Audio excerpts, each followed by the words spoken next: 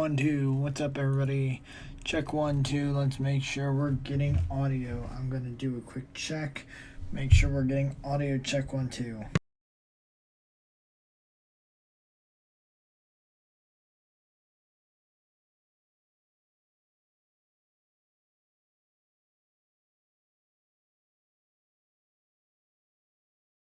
Okay, we're good. We're getting audio. Perfect, perfect, perfect. Just going to take care of a couple things. I'm going to get started because it looks like while I was supposed to have a co-host today, it looks like I'm going to be alone. So that's fine because it'll be a quicker show. Less people to argue with and more of my opinion, which is great for everybody that's not me. Or for me, and it sucks for everybody that's not me. So, screw you guys. Jesus Christ. Where to begin? What a week of NFL football this week. For those of you that didn't hear, some of the breaking news going forward is Zach Wilson will be the third string QB going forward for the rest. It sounds like for the rest of the season, which is crazy that they are literally not only benching him, but they are ultra benching him by making him the third string. So Zach Wilson, your NFL career is most likely over. Welcome to spring football or the CFL, because buddy, you are never playing again in the NFL. That's your starters. And then Ali had a mini celebration. Not so much of a celebration, though, because, I mean, he has no faith that the Steelers will do anything. But Matt Canada has been fired. The Steelers offense will no longer have to deal with him. So that's great for you Steelers fans. Matt Canada is gone. It is the first time the Steelers fire a coach during the season since 1941. That's unbelievable. It has been nearly 80 years. Or actually, no, it's in over 80 years. It's in over 80 years since the last time they've done that. Matt Canada, congratulations. Pack your bags. Do I think it fixes everything for the Steelers? No. And are they probably going to hire within and then therefore run the same offense? Probably. But hey, at least they're making some kind of change somewhere. All right, I'm going to pull up our games since I had the best predictions this week anyway. I know more of what I'm talking about than anybody else, apparently, which is not actually true, but it's fine. Let's take a look at our games. So we can start with our Thursday night game, which the funny thing is we kind of hyped up all these primetime games, and all of them, I mean, even what was Sunday Night Football, rather. Sunday Night Football was a good game, but it was sloppy. But all of them weren't necessarily the kind of games you're expecting to see. Obviously, nobody wants to see Joe Burrow go down, and it's still being debated whether that they were hiding the injury or not, or if it was just something on his arm. It's obviously going to be investigated. I'm sure the NFL will figure it out. And yeah, it's interesting to say the least of what's going on there. But yeah, it's not a great look if you're the Bengals. Let me adjust my camera here. But I'm a little off center because I'm just where I like to sit. Shit. Very professional. Great. Thanks, camera. Whatever. I don't care enough. Okay. Anyway. Good Lord. Where's that?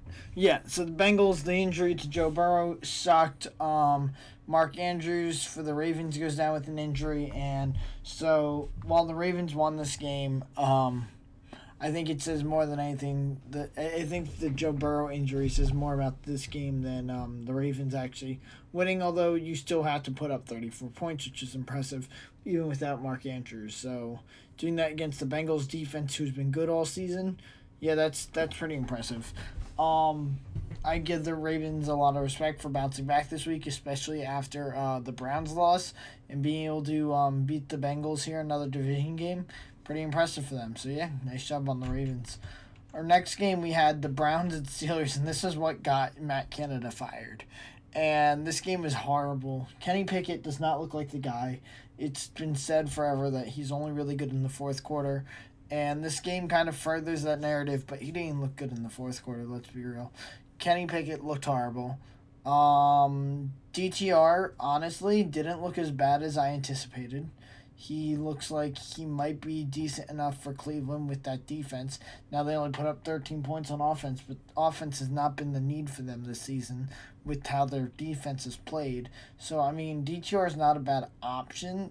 Obviously, you'd hope things, you'd have a better quarterback than that.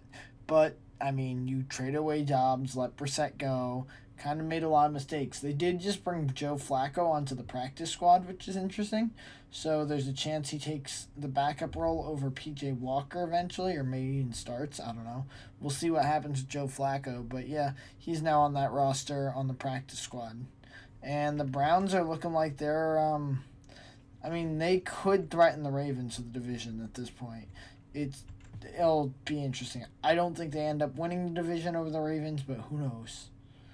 All right, next up, we got the Lions at Bears at Lions. And my God, for the longest time there, I thought the Bears were going to get this upset, and we'd be talking, oh God, what's wrong with the Lions? And are the Lions back to being the old Lions? And that's what it looked like for a while. And then the Lions got their shit together, and the Bears stopped being good, and they went back to the status quo over there in Chicago. And they sucked to finish out the game, and the Lions got the win. And if you look at the score without watching the game, you're probably like, okay, so the Lions defense didn't look as good, but they still won. No, this was the Bears' game to lose, and somehow they lost it. The Bears should not have lost this game. The Lions looked really bad, and the Bears gave it away anyway. So yeah, Lions, way to survive that one, but that was ugly. Our game after that, we had Raiders-Dolphins. And for anybody that was watching this one, the Raiders are still putting up a hell of a fight. Josh McDaniels looks like he was the biggest issue there for Vegas. Now, Aiden O'Connell in the second half was horrible. And 3 interceptions in the second half, you can't do that if you want to win games. I don't know what the answer is in Las Vegas. I don't know if you go back to Jimmy G. I don't know what you do. But yeah, they threw away that game in a game where Miami did not look like Miami. Now, I think something I've seen a lot is people saying everybody expects Miami to put up 70 points like they did against the Broncos. That's the offense you want to see from them. And it's not realistic to expect that kind of offense. And I get you want to see at least something close to that. But yeah, it's unrealistic. It also sucks. A-Chain comes back from injury, immediately goes back out with an injury. He's listed day to day, but I mean, that's not a great sign, and I'm sure they're going to be careful with bringing him back too quickly now that he's had back-to-back injury scares. So, yeah. And we'll do our tier list after this. I just kind of want to go through game by game, and then we'll go over each team. It's a little different format than regular, but, I mean, figured without anybody here to debate with, I could kind of just do it this way. All right, Giants at Commanders, and now the first time the Giants-Commanders played, I picked the Giants to win, and that was just pure, I think the Commanders are going to have a bad game, but since then, the Giants are down to Tommy DeVito, or Tony, which one is it? Jesus Christ. Giants, DeVito, Tommy DeVito, that's it. Tony DeVito would be more Italian, but Tommy is fine. Anyway, Tommy DeVito comes in, and their O-line has looked horrible, and you just think the Giants are screwed. But then the Commanders somehow find ways to lose to the Giants. It doesn't make a lot of sense. The Giants have the Commanders' number. The Commanders put up a great fight against the Eagles, who kicked the ass of the Giants. It doesn't make sense, but it is what it is. What do you do if you're Washington? Everything looks just, you can't have a game like this. Now, you could argue that trading away Young and Sweat is going to hurt that defense, which it clearly did, but why, you didn't get enough for those pieces. I know there was a chance that they weren't coming back or whatever, but Young I get. Moving on from Sweat, I have no idea why they did that. They should have done everything they could to keep him around long term, and I think that's going to be one that they regret for a while. And it was apparent in this game, and yeah, the Giants kind of screw up their tank here and go to 3-8. So as an Eagles fan, this is perfect. The Giants are getting a worse and worse pick. The Commanders aren't anywhere near threatening for even a wild card spot. This is great. I love seeing these two teams, just be crap. It's amazing. Thank you, Giants. All right, Jaguars Titans. Good Lord, did Jacksonville bounce back, and this might be the best game we've seen from that offense this season. The Titans looked bad. They looked bad, and I don't know what's going on. Levis looked good to start, and now he doesn't look like the answer, and I don't know what you do. Because they looked bad against the Bucks, and now you look bad against the Jags. This just is not good for the Titans. This is a division matchup. It didn't feel like it. This game was over before it even started. That Jaguars offense was clicking on all cylinders, and the Titans could do nothing about it. That one was brutal. All right, Cardinals at Texans. So wow, Kyler Murray might be the answer in Arizona, and Gannon actually looks like the first coach who is excited about having Kyler Murray as his quarterback. Like since Kyler's entered the league, there are times where Kyler did not have the best game, but there are just those flashes that he has with that team. And I think if you put the right pieces around him, he's going to be a good quarterback. I think you're better off building a team around Kyler than having to go get another quarterback than build a team there. Like, just quarterback after quarterback after quarterback. If you don't have a team for them, it's not going to work. So the Cardinals, I think they need to go out, build a team around Kyler, because I think he can be that guy for them. And C.J. Stroud, despite having a bad game, his defense stood up in this game and won. And that's huge for them. So you have a game where the C.J. Stroud does not look like the Stroud we've all been talking about. And yet, you still win. And that's huge because it feels like C.J. Stroud has been willing this team to wins, but now you're starting to see it's not just Stroud, it's the whole team. The whole team has been getting better, and even when Stroud isn't playing at his best, they can still pull off wins. And I got to give some respect to the Cardinals for keeping this close. I mean, even like respect to Gannon's defense, as much as it pains me to say it, but they made Stroud not look like Stroud, so that's huge. Texans now in a wild card spot as well. So yeah, we'll see. It really depends on how they play down the stretch as a young team.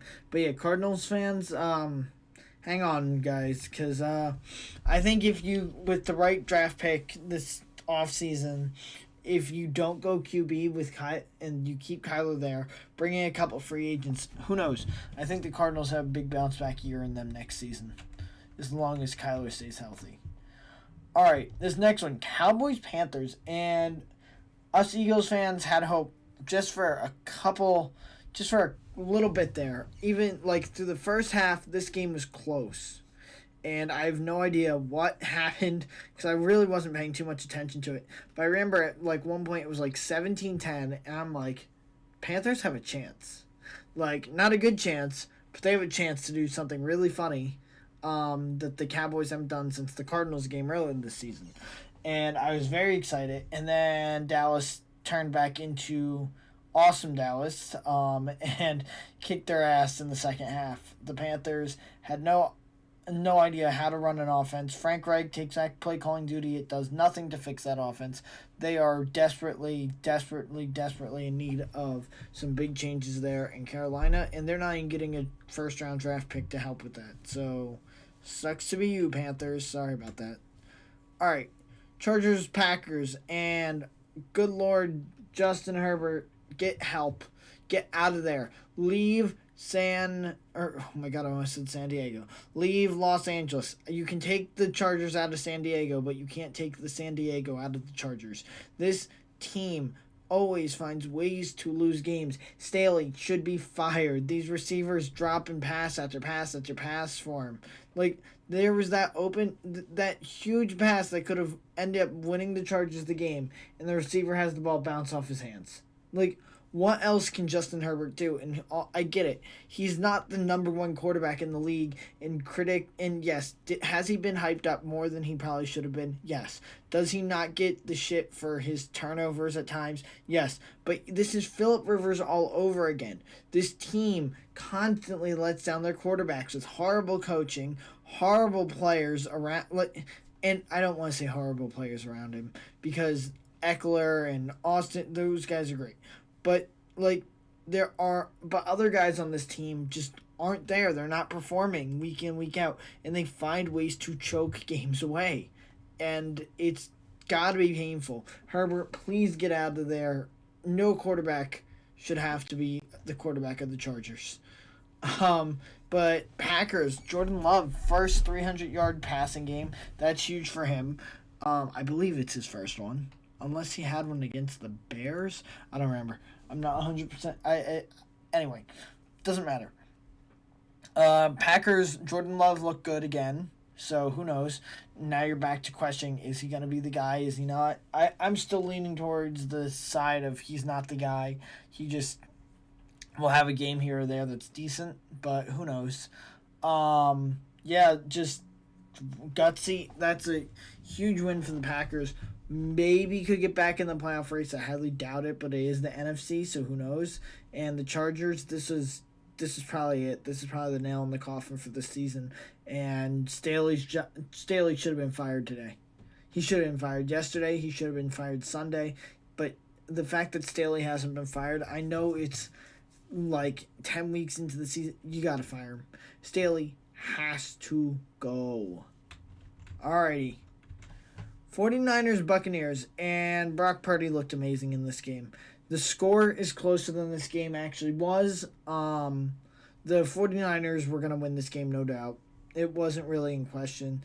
And while they won only by 13 points, and you want to say only 13 points, that's still 2 scores, which it is, but the score does not reflect the game. And the game was Purdy would not be denied, the 49ers would not be denied, and the Buccaneers are now at 4-6 and might miss the playoffs. They might not even win that division, which is super winnable, but who knows? Because I believe the leader in that division is the Saints at 5-5, so it's still anyone's division.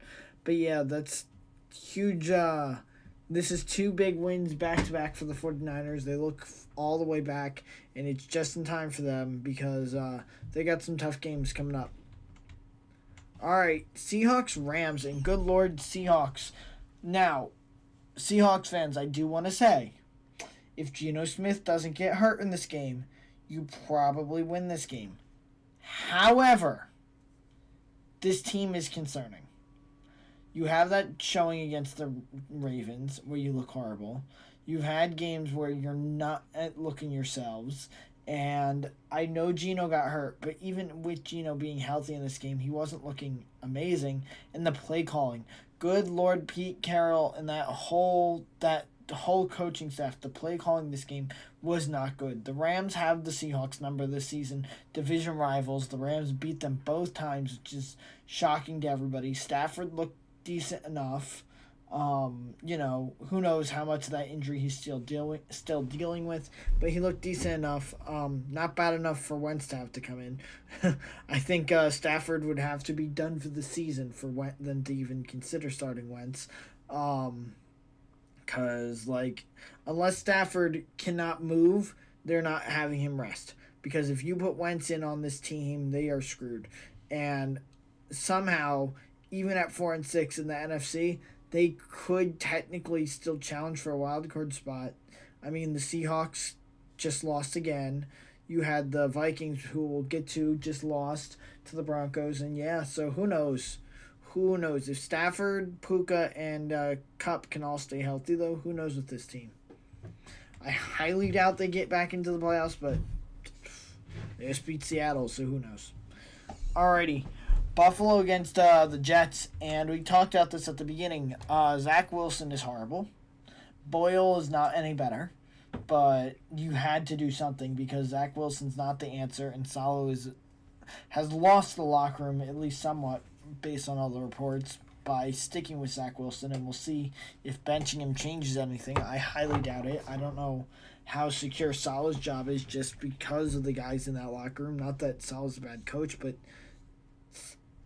sticking with Zach Wilson for all those weeks may end up being his downfall. Who knows? And the Bills just dominated. There was no question during this game who was going to win. The Bills did not do what they did in Week 1 against the Jets. There was no issues for the Bills in this game. 32 points, only allowing 6, just pure domination. That being said, Bills, you need to figure it out in the red zone. Early in this game, field goal, field goal, field goal, field goal. You just early, the first play of the game, you get the ball in Jets territory off a bad kickoff return by the Jets, which led to a turnover, and you walk away with 3 points. You cannot be doing this, Bills, if you want to be beating top teams or even mediocre teams in the Broncos. You cannot be leaving so many points on the board. So, yeah, you beat the Jets. Congrats, but don't celebrate too much yet, Buffalo. You still got a long way back, and that Joe Burrow injury might be the only thing that's going to save you guys this season. All right, Sunday Night Football, Vikings-Broncos, and I thought the Vikings were going to have this. I really did. I thought Josh Dobbs had it. It looked like the Broncos were finally going to lose a game. And what does Russell Wilson do? He leads another game-winning drive. Russ, these last few weeks, has looked great. Broncos currently have the longest winning streak in the NFL, longest active winning streak in the NFL at 4 games, which is crazy. I would have never thought that. Beating the Chiefs, beating the Bills, beating the Vikings all in that span. 3 teams that could all end up being playoff teams by the end of the season. And that's really impressive. You start 1-5, you're now 5-5. Broncos fans probably are full of false hope because do I think the Broncos can make the playoffs in the AFC? No. They're in the NFC? Potentially, but they're not. They're in the AFC. So I don't think they're going to make the playoffs, but now they're second in their division because the Chargers can't get out of their own way. So, yeah, we'll see with the Broncos. I don't know. I'd have to see. We'll look at the rest of their schedule when we get to the tier list.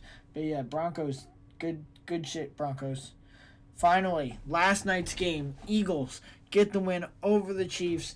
And I've seen some really odd takes. I've seen some people like Jess here has ranked the Chiefs over the Eagles still, which who knows why, because, I mean, the Chiefs literally just lost to the Eagles, and you can make the argument, but the Chiefs outplayed the Eagles in all the stats and whatnot. Guess who outplayed the Chiefs in all the stats during the Super Bowl? The Eagles. Guess who won the Super Bowl? The Chiefs. It doesn't matter who outplayed during the game. That's not what wins you the game necessarily. And you could argue, okay, but if Mahomes' players didn't drop the ball and didn't fumble and whatnot, yeah, you take away all a team's bad plays and only look at the good plays, of course you're going to go, well, then they would have won. Take away all the bad plays from the Eagles last night, and then you can go, well, the Eagles would have won by more. It's like, it is the dumbest argument I've seen.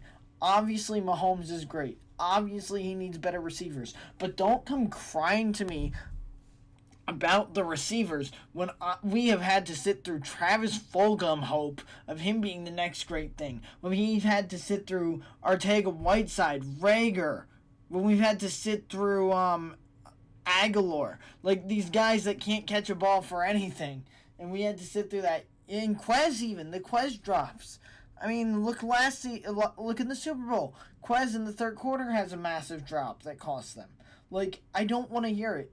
And then some people are even now this is on both sides. Both teams should be complaining about the officiating because the officiating last night was horrible. On the Chiefs' 1 touchdown, Sweat's clearly being held. Nothing gets called. The roughing the passer on Cox is questionable at best.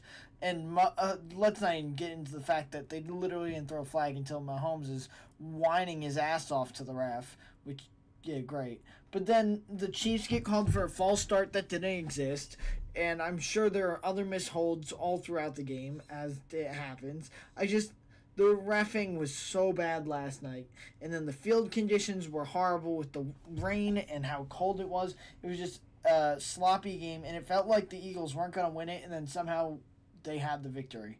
And you can make the argument, well, the Eagles aren't playing great football. They're lucking their way to wins. But That's what good teams do. Good teams go in and get wins in tough games because it's not always going to be pretty, and it doesn't have to. You just beat the Chiefs, though, in Arrowhead against Andy Reid coming off a bye in an ugly game, playing arguably one of your worst games this season. If you can do that in one of your worst games this season, think about what they can do in their better games this season going forward. You talk about the Eagles, oh, they have to go through the gauntlet of the Dolphins and the Commanders and the Cowboys and the Chiefs and the Bills and the Niners and the Cowboys and blah, blah, blah, blah, blah. But so far to start this gauntlet, starting with the Dolphins, 4-0. Dolphins taken care of. Commanders, who people put in the gauntlet, even though we usually have the Commanders' number, but they do at least put up a fight. Beat them. Cowboys, beat them. Chiefs, beat them. A team that we have never beaten since Andy Reid went to Kansas City. And we still beat them. And yet everybody still wants to doubt the Eagles, and it's absolutely ridiculous. It is absolutely ridiculous. They beat the Chiefs in what was a sloppy win for them, but let's not forget that Desai made great adjustments going into that second half. They shut out the Chiefs in the second half. By the way, that is something to be concerned about with the Chiefs. They are the worst offense in the second half this season in the NFL. They're the absolute dead last offense in the second half of NFL games this season, which should be concerning if you're a Chiefs fan. The good thing is they'll probably figure that out come playoff time, but who knows? I'm so sick of the excuses, of the goalposts being moved, and then, oh God, the Cowboys fans talk about blowing out these opponents. Yeah, you're beating trash teams. And last year, I thought beating trash teams didn't count. I thought beating the Giants didn't count. I thought beating the worst teams in the league like the Panthers didn't count last season when the Eagles did it. And yet, now it does count for the Cowboys and these Eagles games. Well, if you take away all the teams that they beat bad plays, then the Eagles should lose. It's like, what kind of argument are you making? You are delusional. Shut up. My rant over. Let's get to the tier list. I think these three teams all stay in the Super Bowl tier. I think there's no doubt. I'm gonna move the Eagles over one though, since they just beat the Chiefs. Not that it's necessarily ordered, but just for my personal bias. San Fran stays Super Bowl. I mean, Ravens. I don't know. You could argue, but without Mark Andrews, I want to see how they do. Dolphins look sloppy, but again, they're going to win that division. Jaguars, if they lost this week, I'd have more concern about the division with how the Texans are playing, but they'll be division. Lions, division. And Buccaneers back down to the South, and I guess the Saints are going in your spot because, yeah, I don't know about the Bucs now. I don't know. As for wild card, Bengals, you're not even going in just miss. You're going straight into pain because Joe Burrow's gone. Texans can come in here. Browns can come in here. Steelers can stay in there. And I will move the Bills back up to just miss because I think they now have a chance. Because you have the Steelers with Kenny Pickett, which who knows how good they'll be. They just lost to the Browns. You have the Texans, who are young and inexperienced, and you have the Browns with DTR. Like, none of those teams should be making the playoffs over the Bills. But the Bills have kind of put themselves in a hole, and they have a rough schedule coming up. So we'll see. This is starting to look like no wild card team in the AFC is going to even have a chance. Who knows though? We'll see. It's playoff football. Who knows? But yeah, boy, oh boy, with all the injuries and everything, the AFC is looking worse and worse. Not the top teams, but the wild card teams. And Broncos, know what? Broncos, you're getting promoted to just miss because I think you're gonna do enough. Let's check your schedule. Actually, let's do that. Let's see. Denver Broncos. You have the oh wow. This is fully in the Broncos' control. You have the Browns and the Texans as the next two games. If the Broncos can win the next two, they could end up in a playoff spot. It's fully in their hands. Then you have the Chargers, the Lions, the Patriots, the Chargers, and the Raiders. Broncos, you have a chance to do something here.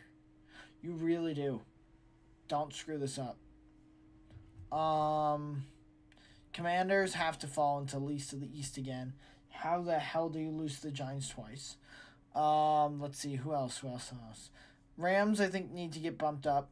I think Rams can be bumped up into not just missed territory, but just bad. I will put them over the Cardinals, over the Raiders. And yeah, I think that's fair. I think the Packers could even be bumped up into bad. And not trash. No, I'm not convinced of that yet. I'll put them over the Bears. Keep them in trash with the Bears. Cardinals, again, they're not trash. They don't have it all there. I'm trying to think. Jets still in pain, although I don't even know if it's pain. Yeah, it's pain. Chargers still in pain. Bengals, you are now in pain with Burrow being out. The South is still just the South. And, depressed Panthers. And NFC, who knows? Who knows who's coming for that? I guess you got to look at the standings, because I guess you got to make an argument for some team in the NFC being a just mess at this point, with both the Seahawks and Vikings loss. Rams are 2 wins out. Packers are 2 wins out. Falcons are 2 wins out. I will put... Oh, God. Do I like any of their schedules going forward? Rams have the Cardinals, Browns, Ravens, Commanders, Saints, Giants, 49ers. So 1, 2, 3 losses and 4 wins maybe? 4 and 3. That's 8 and 9. Yeah, I have no, they're not making it with that. Jesus. Green Bay, any shot? Any shot Green Bay can do it? Or even the Falcons? Or the Bucks, I guess? Let's look at the Bucks. Bucks schedule. Colts, Panther. Okay. Bucks. We'll move the Bucks into just miss. Oh, they're part of the South. Yeah, no, I think they have to stay in the South tier. We can argue all the South teams could be just miss teams, except the Titans. Although the Titans might need to fall. I know the South is the South, but Titans, you might need to fall because you're looking real bad. Know what? Yeah, Titans, you're not on their level. And I don't even know if you're bad. You might be trash. You get blown out. You get beat. You lose to the Steelers. You did beat the Falcons. Lose to the Ravens. Lose to the Colts. You somehow beat the Bengals. I still don't understand. Yeah, I'm going to say trash under Green Bay. Jesus.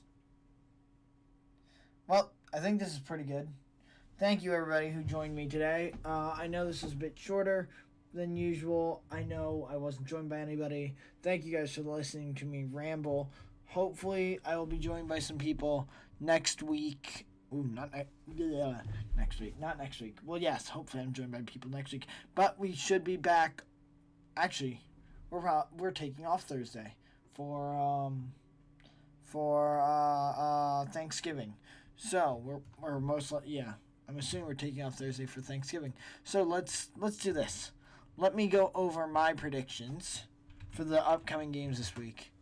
Let's do that. And we'll do our QB chill list in 2 weeks anyway, because that's fine, because we got some guys that we'll have to rank anyway. Let's go over my predictions for this upcoming week. Let's do it that way. Alrighty, let's see if we can throw this up on the screen. There we go. So, Packers Lions, and this should be a Lions win. It's being played in Detroit. I don't think the Packers have a shot, and the majority of people are with me on that. Same with the Cowboys. 96% have both the Lions and the Cowboys. 4 on the Packers, 4% on the Commanders. And yeah, I think this is going to be a pretty boring Thanksgiving for football, at least in those 2 time slots. The nighttime game, this should be the 49ers, but it is in Seattle. And, will Geno Smith play? Geno Smith injury. Geno Smith will play Thanksgiving. Ooh. Do I want to take the Seahawks against the Niners? Seahawks. Did they play the 49ers yet this season? I feel like they did, but I don't know. No, they haven't. How'd they do against the 49ers last year? 49ers 2022. The 49ers beat them both times. Okay. So, yeah, 49ers then, I guess, safe bet. Who knows? Maybe the Seahawks can pull something off, but I'm not brave enough to risk that. All right, Dolphins Jets. Yeah, another one. Good Lord, all this early football, and they're probably all going to be bad matches. Literally, we get 4 games before Sunday, and every single one is probably going to end up being a blowout. Blowout. That sucks. 4 horrible games. Thanks NFL. Dolphins easily beating the Jets. No controversy there. All right, Saints, Falcons, and with freaking Desmond Ritter back in the starting slot. Yeah, no. Give me the Saints. Steelers, Bengals. Now, the Steelers did just lose to the Browns, and the Browns had a backup quarterback in. However, with firing Matt Canada, I think that gives the boost to the Steelers this week. We'll see, though. I do think that's going to give the fired coach boost, though. I think the Steelers get that boost and beat the Bengals.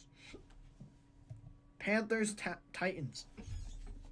Yeah, what is there to say? Panthers suck, and this is probably Will Levis's bounce back game. Panthers suck. Although Titans are pretty bad, too. But yeah, bounce back game for Will Levis. All right, Buccaneers, Colts, and I was shocked so many people are picking the Colts over the Bucs. And I know the Colts are coming off a bye, but I don't know, man. I go Baker. I have faith in Baker. Patriots, Giants, and this one is, again, I'm surprised. I think everybody is on the Tommy DeVito hype train, though, after the game against the Commanders. And do I trust the Giants O-line enough, though? It is a Belichick defense, but they're also 2-8. Yeah, no, I'm sticking with the Giants. Ugh. Oh, God. I might have to have Giants and Cowboys both win this week. Ugh, kill me now. At least one of the Cowboys or Commanders will lose on Thanksgiving. Thank Christ. All right. Texans, Jaguars, and I'm picking the upset. Texans getting the division win, beating the Jaguars in Houston. That is my prediction here. And I think this is going to make the division. This is going to tie the record, and this division is going to get nuts for the two of them. I really do think the Texans are going to make make the playoffs interesting. Because if they don't, this is going to be a pretty boring end to the NFL season, all things considered, for the playoffs. Because I don't know how many teams are actually challenging right now. Broncos and Browns. Now, this is one where so many people are on the Browns hype train, and I have been. I've been saying the Browns are going to be good. The Broncos, though, 4 in a row, being played in Denver. In that defense, if they keep playing how they've been playing, DTR is not going to look good. And this Broncos team might actually pull it off. We'll see, though. I have a feeling. Let the false hope consume Broncos fans. Alrighty. Rams, Cardinals. And if the Rams did not do to the Seahawks what they did this week, I would have picked Kyler Murray and the Cardinals getting a win. However, based off the results we saw against the Seahawks, I think the Rams will be fine against the Cardinals, and they probably get a win there. Man, this is going to be a boring freaking week of football, most likely, until Sunday afternoon. Chiefs, Raiders, nothing needs to be said there. Chiefs bounce back win against the Raiders, easy. Bills, Eagles, and this should be a fun one. Bills need to have a huge. This is so important for the Bills. If they lose this game, that could be it for their season. This game matters way more to the Bills than it does the Eagles. That's your starters. So the Bills are probably going to be more motivated, but it's being played in Philly, one of the toughest environments to go and play in. I think Seattle's up there as well, because the sound. But yeah, Philly's always a tough place to go play, and the Bills have been inconsistent, and I think the Eagles will do enough to get the win there. Biased Eagles fan, choosing the Eagles. Ravens, Chargers. Ravens? It's the Chargers. Don't do it, Ravens. Don't make the Chargers look good. Don't do it. Get Staley fired, Ravens, please. Get Staley fired. Thank you, Ravens. And finally, for Monday, why? Why do we have to see the Bears on Monday night? Well, that's a Vikings win. Why do we have to see the Bears on Monday night? Who made this schedule? Every single bad game won't be on Sunday. We get 5 games. 1, 2, 3, 4. 5 games not on Sunday. 5 games not on Sunday, and all of them should be bad. I hate everything. Why do you do this to us, NFL? Why do you do this to us? Oh well. Thanks, NFL schedule makers. Anyway, now that we've gone through all that and we've talked about the teams, we will see you all next week for the Week 12 recap because, yeah, nobody's going to get around on Thanksgiving to record the preview. Thank you guys all so much for joining me. I've been Gordon Sine, and this has been Pigskin Banter, and we will see you all next time.